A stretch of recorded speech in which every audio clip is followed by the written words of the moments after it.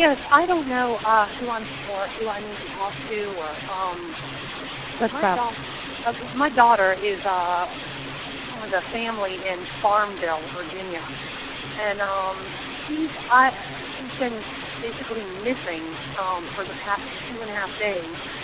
I can't get a hold of her. Her cell phone's turned off. What's worse is the girl that she was staying with. Nobody knows where she is. Her cell phone is turned off. In September of 2009, 4 people were found brutally attacked in their homes. Authorities described the crime scene as a slaughterhouse that stank of decay. The bodies had been laying there for several days before police intervened, even though authorities had many chances to get involved in the preceding few days. The 4 victims were 16-year-old Emma Niederbrock, her friend 18-year-old Melanie Wells, and her parents, 50-year-old Mark Niederbrock and 53-year-old Deborah Kelly. In today's video, we'll attempt to untangle the complex web of events that led to these 4 individuals. We'll trace the connections between this incident and the emerging horrorcore scene, a musical genre that Emma and Melanie were obsessed with, and a community that had a homicidal maniac hiding within its ranks. Mark and Deborah were about as normal as people can be. Mark was an Illinois native who graduated from the state's university and eventually found work as a graphic designer. However, he found Jesus at some point and decided to become a pastor. In the 6 years leading up to the incident, Mark had been working at Walker's Presbyterian Church in nearby Hicksburg, where he became a widely respected member of the community. Deborah, on the other hand, was clearly a woman of ambition. After getting her doctorate, she became an associate professor of sociology and criminal studies at Longwood University in Farmville, where she mentored several successful members of law enforcement. She and Mark settled down in the small town of just a few thousand people to stay close to her place of work. On October 15, 1992, Mark and Deborah had a daughter whom they named Emma. She was a well-adjusted kid, but she eventually gave in to one of the most widespread emotional states in Middle America: teenage angst. When she was about 15 years old, Emma's parents took her out of school and began homeschooling her. This created a sense of isolation that created an intense frustration in the teenage girl. Her parents watched as she entered a rebellious phase that never seemed to end. When her parents divorced in early 2009, her life seemed to fall further apart, even though her parents stayed on good terms. Emma discovered a genre of music called horrorcore and felt connected to the over-the-top lyrics that described brutal violence and sexual assault. For many fans of the genre, these lyrics are simply an outlet for repressed rage or frustration, and the community itself could be quite welcoming and friendly. Artists in the community weren't the sort to avoid their fans. Instead, they usually formed friendships with fans and did whatever they could to support their own. Emma felt lonely in the tiny town of Farmville, so online horrorcore forums became a safe haven for her.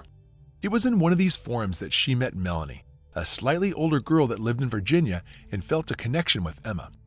Melanie also had a Presbyterian pastor for a father, so the 2 girls shared their frustrations at living in such a repressive environment.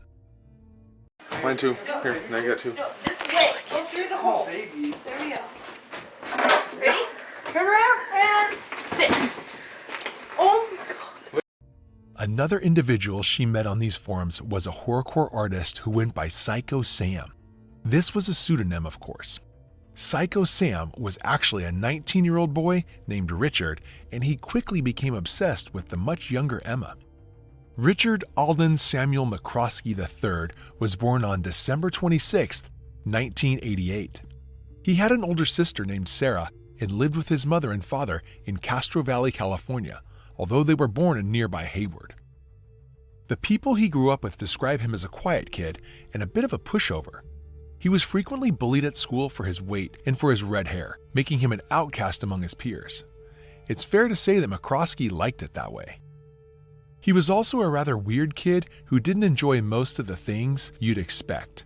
Throughout his childhood, he had a deep and passionate hatred of music to the point where he destroyed speakers to make the noise stop.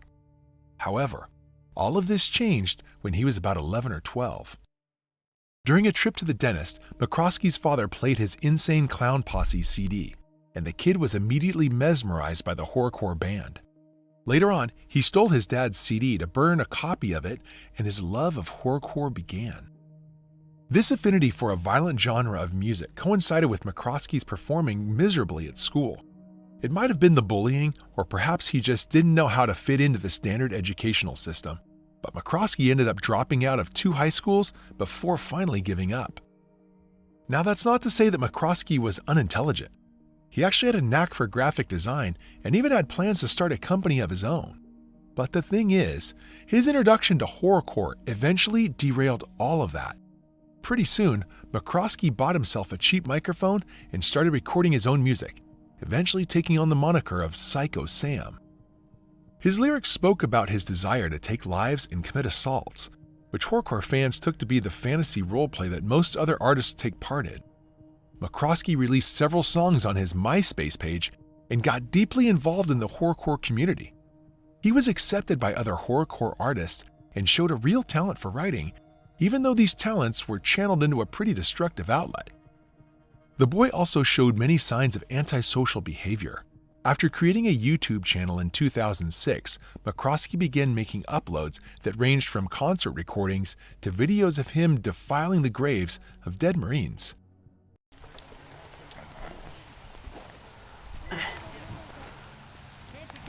We defiled the grave, and then lightning struck seconds ago. I think we're being warned. And now it's starting to rain. It's because we fucked up the grave. It's not my fault. Now it's starting to rain really hard. So, peace, Negroes. In 2008, when he was 19, he met 15-year-old Emma. They got along really well and soon started talking on the phone every single day. McCroskey thought that Emma was in love with him, that she truly wanted to be with him even though they were thousands of miles apart, and the pair shared videos to get to know each other better. Alright, so you wanted a video, and you made me videos, so... And he said please, so I'll make you this video, even though I'm not gonna, do anything, because my room's kind of dirty, and... yeah, I don't want to show you my dirty room. But this video is for Emma, because you just told me to say your name, so... I don't know. I'll make you another video once clean, I promise. Unless you just want to see my wall, because that's not dirty, but behind me is dirty, so that's not good. While his relationship with Emma blossomed, McCroskey faced some serious problems at home. His father kicked his mother out of the house in April of 2009, something that probably strengthened his bond with Emma, whose parents had also split up just a few months ago. Emma, McCroskey, and Melanie made plans to meet up in September to go to a horrorcore music festival called Strictly for the Wicked. On August 26th, McCroskey uploaded a video to his channel called HD Testing, in which he shows all of the horrorcore posters on his bedroom wall. It ended up being the last video he ever posted.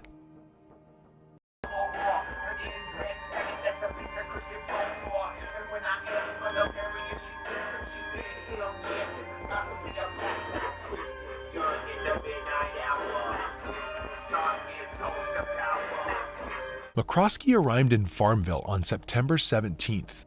Melanie had also flown in and was staying with Emma and Deborah at the time. Deborah had some concerns about letting an older boy stay in the same home as her daughter, but seeing Emma happy for the first time since the divorce made her change her mind. She agreed to let McCroskey stay, but said that the trio could only go to the horrorcore festival if she and Mark could accompany them. While McCroskey flew to Virginia, Emma posted on his MySpace saying that by the time he saw the post, he'd be in her home. She told him how much she loved him and how excited she was that she'd finally get to meet him. However, it seems like things didn't go according to plan because McCroskey wasn't who Emma thought he'd be. Despite being 20 years old at this point, McCroskey still acted like a child.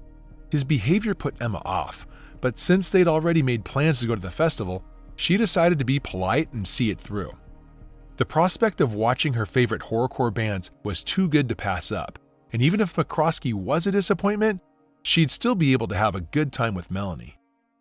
On September 12th, Mark and Deborah set off on the 10-hour drive to Michigan, where the festival was being held.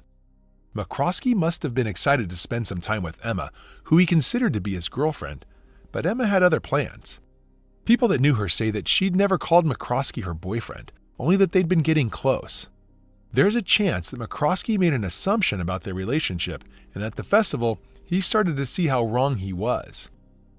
According to testimony and statements, McCroskey got very upset when he saw Emma flirting with other guys at the show. She also pointedly avoided McCroskey, who may have been acting very clingy and expecting affection that she didn't want to give. Things started to escalate when Emma swapped numbers with a guy. Later on, McCroskey would violate her privacy by checking her messages, where he saw that the guy had asked Emma to be his girlfriend. No one noticed anything unusual about McCroskey, though. He seemed to have kept the lid on his turbulent emotion, and the group returned to Farmville in the early hours of September 14th. At about 2:43 a.m., Melanie posted to MySpace about how much fun she'd had at the show, how she missed her family, and that she'd be back home on the 16th. As she posted these messages, McCroskey drank alcohol, smoked illegal substances, and took strong pain medications. He claimed he had a migraine, but there's a chance that he was numbing himself for what he was about to do. By the way, I post true crime and new cases here every day, so if that sounds like your kind of thing, please consider subscribing. It helps a lot. At around 3 in the morning on September 14th, McCroskey picked up a maul from Deborah's backyard and went upstairs. He headed into Melanie's room and slammed the blunt object into her head multiple times, ending her life instantly. He went into Deborah's room to slay her, after which he entered Emma's room. There's no way to know exactly what happened, but it's possible that McCroskey stared at her as she slept. He may have even fantasized about the life he thought they'd lead together. Either way, he brought the maul down on Emma's head as well, smashing her face to pieces and completing his triple homicide spree. McCroskey was covered in blood and guts. He roamed around the house, unsure of what to do next, but certain that he'd crossed the point of no return. In his twisted mental state, he decided to do what he loved, make videos of himself.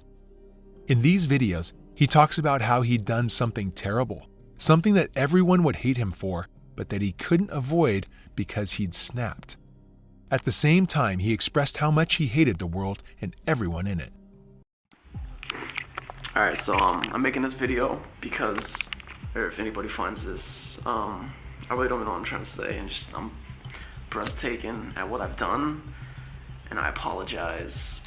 I know I'm gonna pay for my consequences. You know, I wish that I could have not done this, but I just lost my mind. I snapped, and I did what I did, and I gotta pay for it now. My consequences. I'm like all shaky and stuff, but like, to anybody that finds this, tell my parents that like I love them, and I'm very sorry for doing this, and there's nothing really else to say. To everybody that is probably gonna hate me for this, I'm sorry, and I had to do it. My mind just snapped. I couldn't control it anymore. That's it. Fuck you to the big world. Fuck everybody in the world. I can't stand this place. McCroskey spent 3 days in that house, covered in the rotting remains of the people he'd butchered. He didn't take a shower. It's uncertain whether he ate or even slept, but on September 16th, he couldn't hide from the world anymore. Melanie's mom, Kathleen, had been trying to reach her for days. She knew that Melanie was due back on the 16th, and when she still didn't hear from her, she grew concerned and told her husband to head to Farmville. He spent 8 hours outside Deborah's home, during which he repeatedly banged on the door and called out. No one responded, and he ended up going back home. Kathleen called Deborah's home phone the next day. McCroskey picked up the phone and told Kathleen that the girls were visiting Emma's dad, prompting Kathleen to give Mark a call. The father was understandably disturbed, saying that the girls weren't at his place and that he hadn't heard from them in days as well. He had no reason to think anything was wrong, since he and Deborah lived separate lives and didn't talk every day. Realizing something was wrong, he headed to his ex-wife's home, where McCroskey was lying in wait. At around 5 p.m., Mark entered the home and was immediately assaulted by McCroskey. Investigators later said that he smashed Mark's head so aggressively that he created a dent in the wooden floor. Once he had claimed his fourth victim, McCroskey dragged Mark and Melanie's bodies into Emma's room, while leaving Deborah's corpse undisturbed. Meanwhile, Kathleen could feel like something was wrong when Mark stopped answering the phone. She called McCroskey again, and he told her a different story this time around. Claiming that he had no idea where the girls were, McCroskey stated that he could hear strange noises coming from the basement. Kathleen told him to call 911, which he did for some reason. Follow 911. Hey, could I have a police unit come by my house? Because I keep hearing sounds in the basement, and I'm scared to go down there and check what it is. Okay, what kind of sounds do you hear? Like just noises, like something moving around down there. I think it's the dogs, but I'm not sure. Okay. We have 2 dogs, but one of them is upstairs. I just put him up there, and the other one might be down there, but I'm not sure if it's the dog or not. Okay, and it's in the basement. What's your name? Sam. Sam? But this isn't my house. I'm staying at my girlfriend's house. Okay. All right, we'll get somebody to come up there, okay? Thank you very much. Bye. Police arrived at the home and McCroskey let them in, despite the smell of rotting bodies, a smell so bad that even the neighbors had noticed it. The cops found no reason to investigate any further. They felt satisfied with the answers McCroskey had given them and left the crime scene. What's strange is that they didn't notice the dried blood on McCroskey. The smell alone should have been instantly recognizable to police officers, and considering the sheer brutality of the culprit's action, there would have been all kinds of signs that something violent had happened. Regardless, the police left that day, and McCroskey had an opportunity to get away.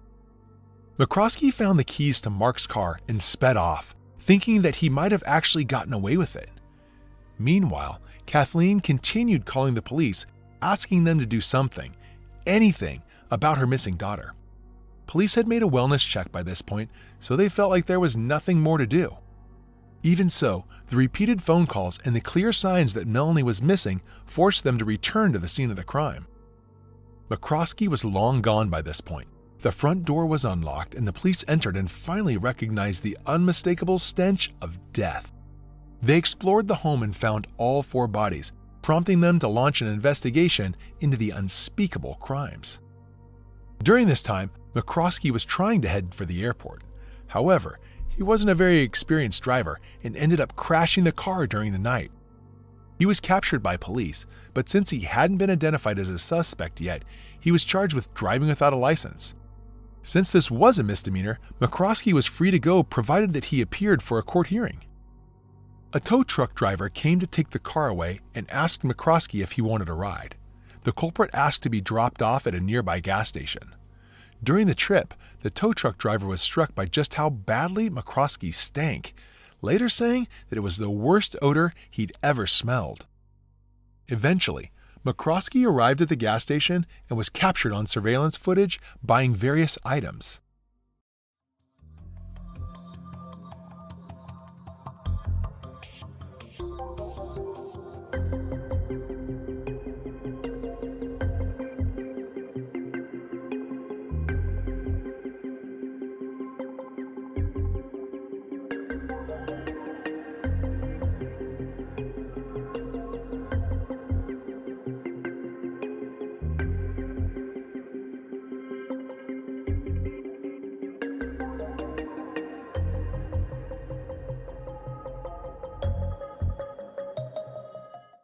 After this, he headed for the airport to buy a ticket home. Through some stroke of luck, McCroskey didn't have enough money to buy the next flight home. He had to wait until the next morning, and since he had nowhere else to go, he fell asleep in the waiting area. The police had finally realized that McCroskey was the culprit, and they had put out the word to apprehend the suspect by any means necessary. Airport security captured footage of him, and a security guard informed police of where he was.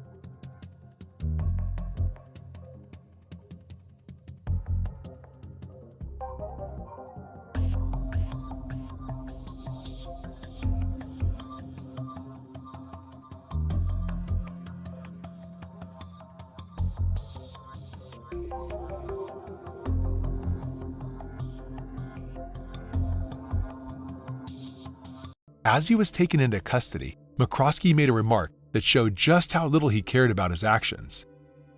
Jesus told me to do it. Jesus told him to do it. According to his sister, McCroskey had a very sarcastic sense of humor, and this was his idea of a joke. But it also shows that he didn't fully understand the gravity of his actions, or human life simply meant nothing to him. Police initially tried connecting him to 2 more homicides in the area and charged him with 6 counts of capital homicide. 2 of the charges were dropped, but McCroskey was still eligible for the death penalty for the 4 remaining counts. He eventually pleaded guilty in exchange for some leniency from the judge and was sentenced to life in prison without the possibility of parole. McCroskey is currently serving his sentence at Wallens Ridge State Prison in Big Stone Gap, Virginia.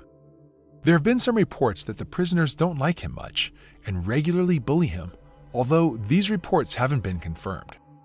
If they are true, some might see them as a karmic justice considering the lives that McCroskey took and the horrors he left in his wake. Melanie's parents will have to take solace in the fact that he can't hurt anyone else ever again. So what do you think of this case? Did McCroskey deserve the death penalty, or is life without parole an appropriate punishment for his actions? We'd love to hear your thoughts in the comments below. If you like the way we create these videos and you want to help bring more cases like this to light, hit that like button and subscribe for more deep dives. Thank you once again for watching.